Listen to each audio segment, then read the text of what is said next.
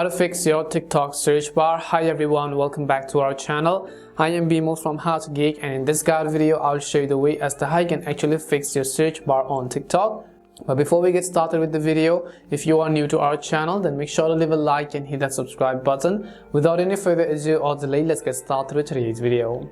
Now let's say that while you are browsing through TikTok, you're not being able to use a search feature. Maybe your discover page is malfunctioning, or maybe you're not being able to load any of the results on your TikTok application, and that could be happening due to multiple reasons and not just one. So in order to fix that, what we will do is first we will just go ahead and launch the settings application.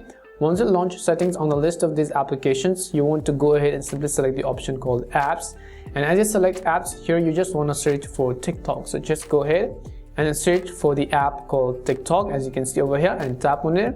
The very first thing you want to do is come to storage, and if possible what you can do is try to clear the cache and also try to clear the data. But keep in mind that clearing the data will delete any of the filters or downloads over there, and you might need to re-log in back into your account again, so just keep that in mind. If that does help, then that's perfectly fine.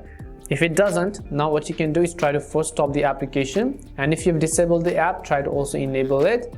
And now you can just go ahead and then open it up and then see if that fixes the issue.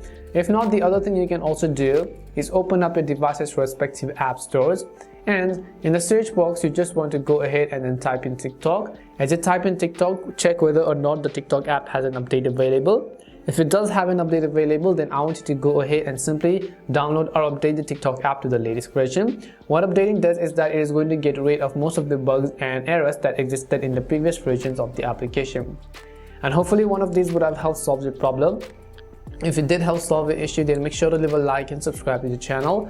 If you've got any more questions, queries, or doubts, then make sure to also leave them down. Thank you very much for watching, and see you soon in our next video.